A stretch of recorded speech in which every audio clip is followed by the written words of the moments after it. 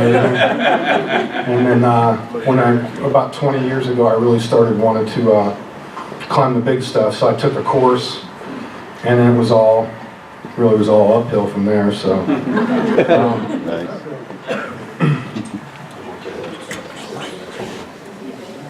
So some facts on Everest: it's 29,000 feet high. It's the highest place on Earth. It's the highest point in the world. The mountain grows about 5 millimeters a year, just the way the Earth shifts into plates. It was summited by, first summited by Sir Edmund Hillary, and Tenzing Norgay, who was a Sherpa, in 1953. The first American to summit Everest was Jim Whittaker, who I've climbed with. He's runs Whittaker Mountaineering in RMI, so you can go out there and meet that guy. But he was the first American to climb it. And the mountain lies in 2 countries. It lies in Nepal and Tibet. And it's split pretty much down the middle, the north side being Tibet and the south side being Nepal. Over 20,000 people have tried to climb Everest, and the mountain has been summited by 6,800 times by less than 5,000 people. So the success rate is in the 20s. There's guys that what makes up the difference is multiple summers. So I'm going on the South Col Route. It's pretty much the most popular route, and it begins in Kathmandu. And then, not like the mountain's difficult enough, we fly to Lukla, which is considered the most dangerous airport in the world. And then from there we start walking for 10 days. And we walk through historic villages and stay in tea houses at night, and it's really some amazing scenery. But we work at 9,000 feet, and we're working up to base camp, which is at 18,000.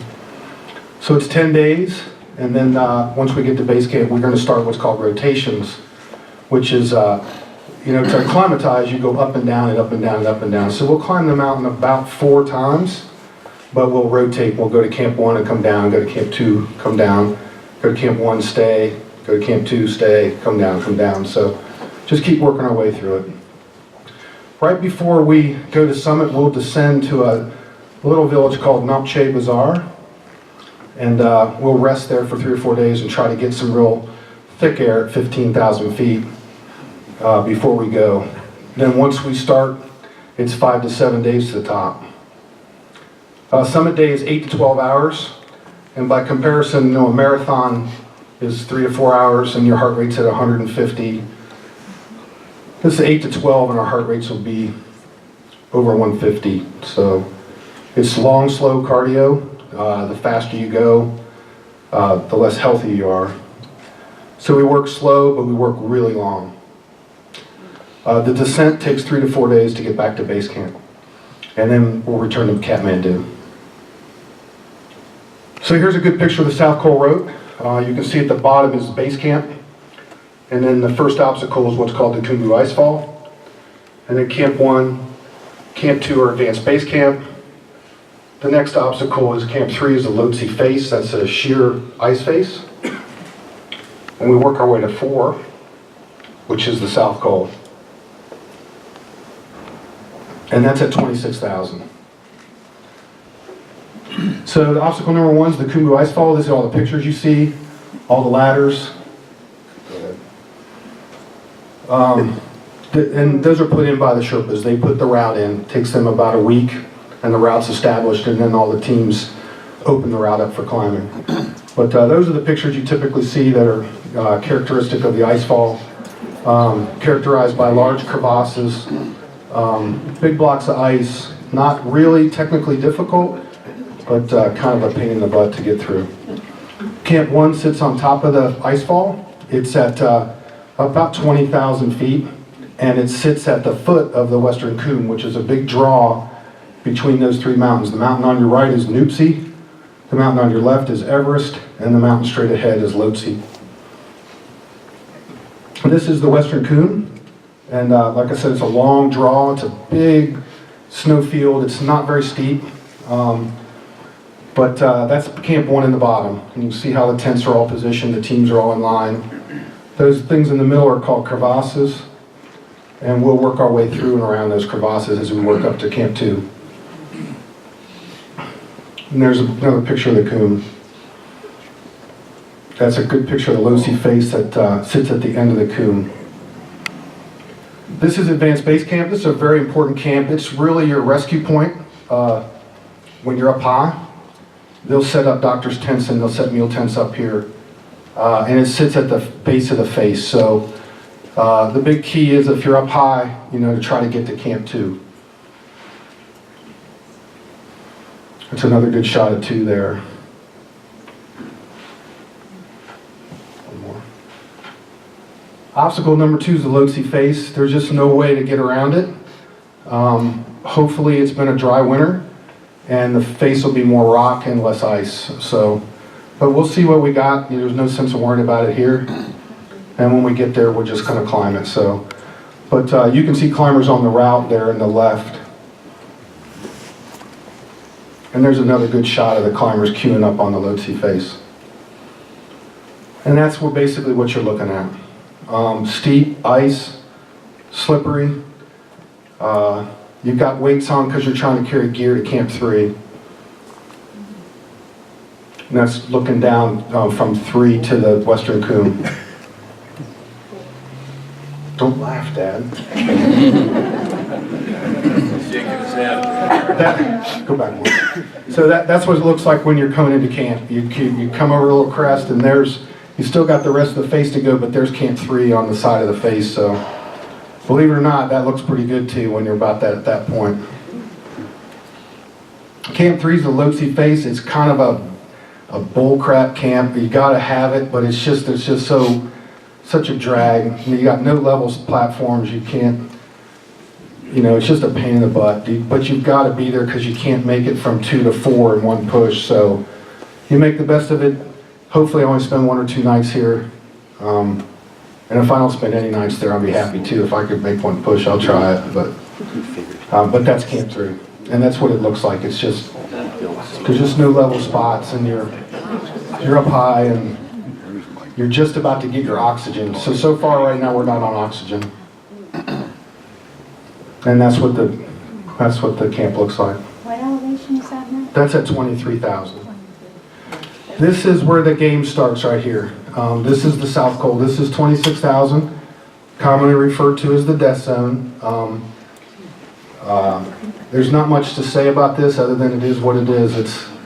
It's really high. It's very desolate. You're sitting in the saddle between Lhotse and the summit of Everest, so you're really susceptible to winds. We will not spend more than 2 nights here. Any more than 2 nights and the trip's over. Not enough oxygen. Yeah, there's just not.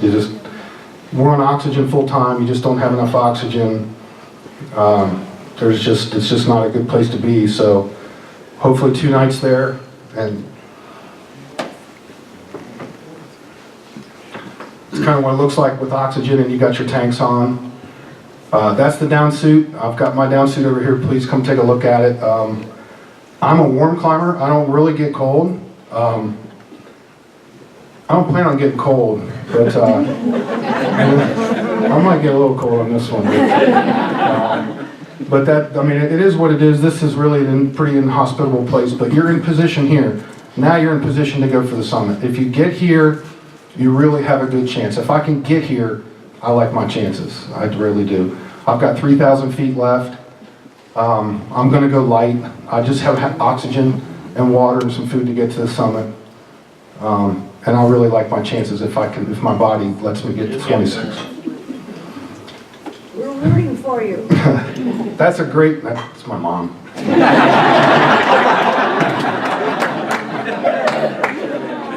Somebody put them in a car. You guys don't need to hear this stuff anyway.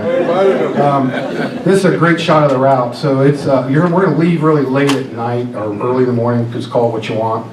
The whole key is to be off the summit by noon, and it's 8 or 9 hours up. So if you just kind of try to do the math and try to figure out how you're moving, we'll probably be leaving at 2 in the morning or so. But you can see the climbers with their headlamps on, and they're working up the route there. Why do they want you off the summit by noon? The weather. That's when the weather comes in. And the 96 thing is a good example of that. moving too slow, too late, and the weather's unpredictable. If you're in a tent and you're 26, you're okay. But you've also got more oxygen when you get down, and oxygen's the key. So the three remaining cruxes are the balcony, the South Summit, and the Hillary Step, and they're all very, very famous spots. Your balcony is your first obstacle. It's the last bit of it's very, very steep, very icy. And then, of course, the South Summit. You think you're there, and you're not. So you look and you think you got it at the top, and all of a sudden you get there and you're like, holy God, I got more to go. And then you've got the famous Hillary Step, and then you've got the Summit Ridge. But there's your route from the South Col to the summit. That's a great shot at the balcony. So the col is down below that little hump where those climbers are, and they've ascended that area, and they're sitting up at the balcony at their first break. That's from the balcony looking across to the South Summit. This is the Hillary Step. So you can see a climber here, and you can see a climber's working around it. The actual step is that little notch. And you can see the climber working his way through that notch. That's the actual main crux. You're up high, you're roped. You're kind of at a point there where you see it, but if you don't have it, you've got to turn around. That's a tough place to turn around. I'm sure it's going to be tough. There's a really good close-up of the Hillary Step, and you can see people queuing up. This was obviously a really good summit day. It's clear. You don't see the wind. That plume on top would be blowing all the way to the left if the summit plume was in, but it's not. So this was a good day, and that's why there's a lot of climbers on the route. There's your Hillary Step. You can imagine what that's like at 28.5. I don't have really long legs, so I'm not good on stuff like that, but if you want to give me a heavy pack, I can carry that a long way. So I'm going to try to find another way around that. I may go all the way to the right and up and over, but I'll get over it, but that's not going to look like me on that summit day. I don't have legs like that. That's another good shot. They're just above the Hillary Step now. You can see a guy up there top resting. He's not at the summit. The summit's kind of over that crest, and he's just resting. That's the last final steps towards the summit there, and the summit ridge. That's a cornice, so the wind has frozen that, and they're actually on rock. The route stepped in, and they're probably 50 to 100 feet away from the top there. And then that's what the top looks like.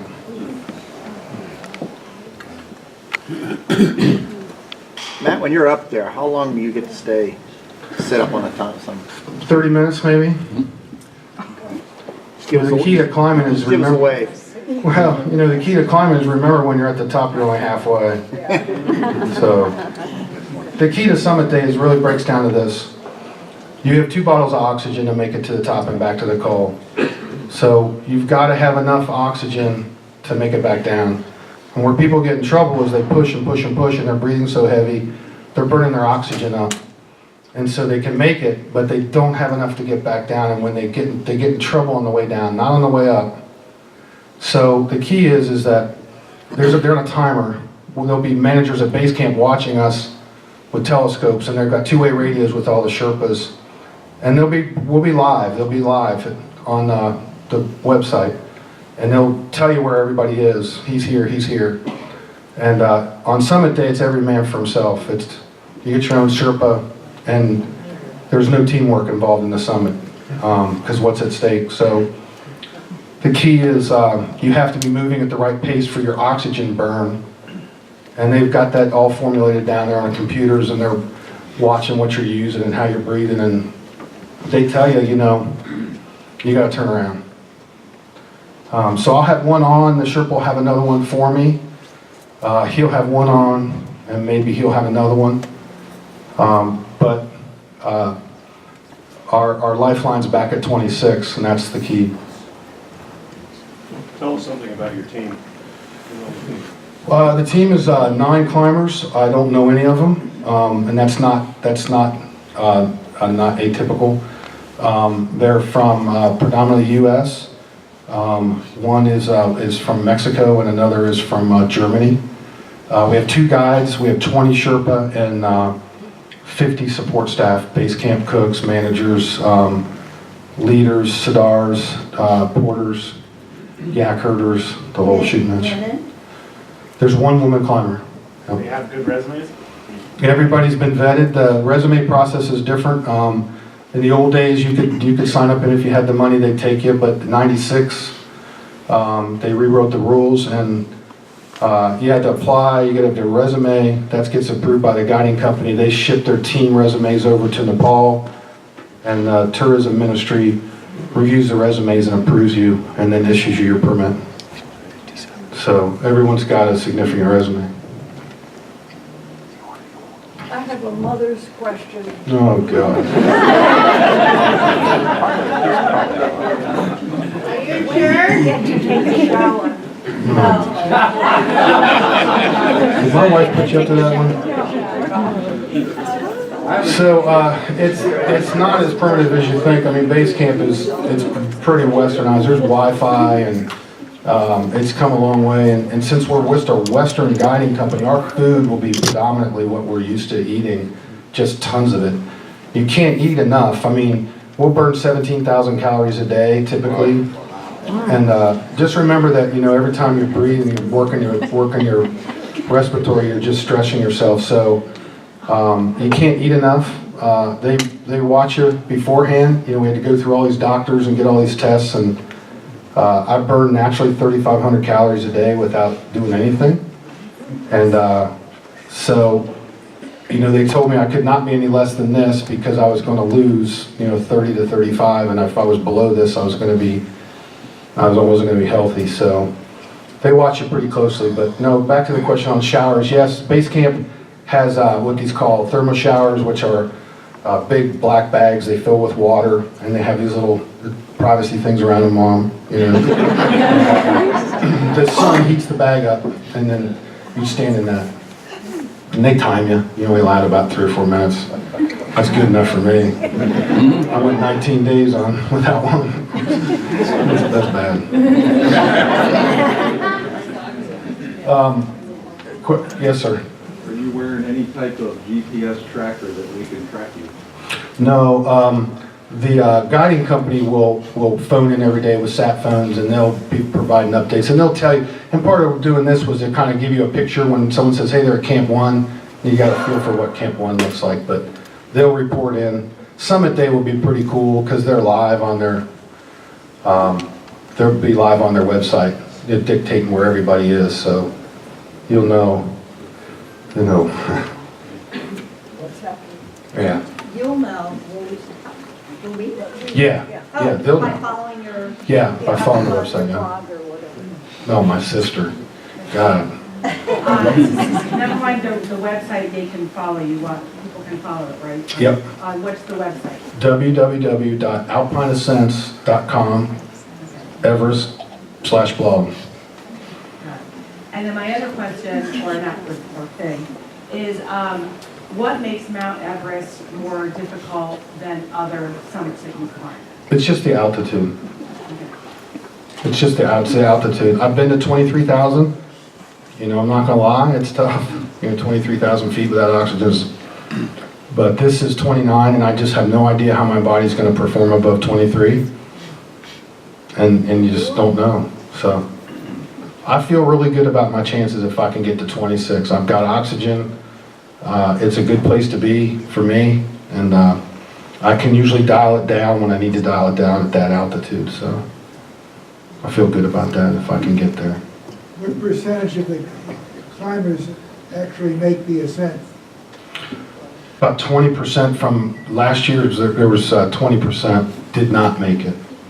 Eight people did not in the team. 8 people made it out of 10 last year on this team. The team I'm going with has a very, very good success rate. It's because they pick they pick climbers that they know have vetted out, and climbers that they know who I am. They've seen me on the mountains. They've seen me. I'm the guy I'm going with. You know, I ended up drinking scotch with in a bar in Talkeetna, Alaska. So they know who you are. They know I can drink scotch. Anyway, I've got some people I want to thank here, and then I take any more questions. We could look at gear, but I really want to thank Drew and the professionals at Hoarder. Drew is a really good friend, and his whole family, Gwen and Hayden and Griffin and Avery, just really good people. I can't say enough about them. I can't tell you what they've meant to me, and the joy I had in coaching them in football and spending time with them. So I'm very grateful to Hoarder and all the professionals here for their support. I'm sponsored by Rab Clothing. It's a company out of England. It's really state-of-the-art stuff. It's really, you're starting to see more come to the Midwest. So a guy by the name of Heath Schuler got me hooked up, and all that gear is Rab, and it's top of the line. So my good friends at Graydon, Mike Roberts, who I think is one of the best attorneys in town. Mike, raise your hand. Graydon. Mike's been a real dear friend of mine. I have to get him up Mount Whitney next year because he didn't listen to me this past year. But Graydon's one of my sponsors, and I'm glad to be associated with Mike and that firm. Everest Gear, believe it or not, one of the foremost high-altitude gear companies is in Granville, Ohio.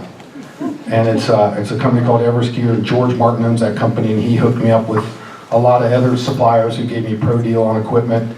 The equipment on a trip like this alone will cost you $15,000 to $18,000. And unfortunately, some of it you might only use once, but it is what it is, and you got to have the right gear, and they've really done me right. So I can't say enough about all my friends and my professionals at Loveland, my company. Brian Shepard, Sharon Rasnick, Kelly Meads here, Bruce Ryder. They make that place go. I could not do this trip without them. And so I'm very proud of what they do and what they accomplish, but I'm grateful for them giving me the opportunity to pursue this dream and get out there. And without them keeping the store, it just wouldn't happen. Hoist drink. It's this excellent drink. It's a rehydration drink. I didn't think much of Hoist or any of that stuff until I really started using it and getting into long cardio days. It's outstanding. It just really is it's like a Pedialyte for adults. So it's really, really good stuff. So I'm going to take some Hoist over there, and I'll see if I can get a couple of Sherpas to drink it. A special thanks to some people. Number one's John Wade. He's the big guy here in the black shirt, if you didn't know. John and I mapped out a plan last summer, and I can't tell you what he's meant to me as a friend, but also as a trainer. He's amazing. We started out with 70% weight, 30% cardio. Got all my strength up to, I just couldn't believe the stuff I was doing. And then flipped it to 30% weight and 70% cardio the last 4 months. But John's been a big part of my life and a big part of this trip, and I'm grateful for everything he's done for me. Lifetime Fitness, all my boot camp buddies. Rebecca Bowman from Grateful Zen for my massages every Friday. Beacon Orthopedic, who fixed my knee when I thought that was the end of the day. Barb Newman from Tri-Health, who actually passed my physical. Andy Hemmer from Andy Hemmer PR, Mike Detkus. And I got to thank this guy from this morning named Zach Imperial for the emergency root canal I got this morning. So everybody needs a root canal before you leave, right? So this morning I woke up and I had a tooth hurt, and next thing you know, I'm getting a root canal. So Zach Imperial, you made the list. Right? Appreciate Good thing you that. didn't have mine there. Yeah. And then of course, I can't do this without my wife.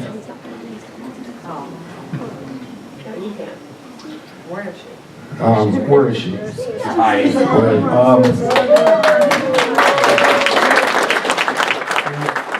I've been doing this for like 15 years, and I take off on all these trips. She gets stuck at home. The worst part is she's got to wash all my stinky workout gear. But I can't do it without my wife, so I'm grateful for her support. And then, you know, my stepson Stephen and Eric, and my daughter Madeline, of course, my motivation Blakey. So I've got a lot to be thankful for, and a lot to come back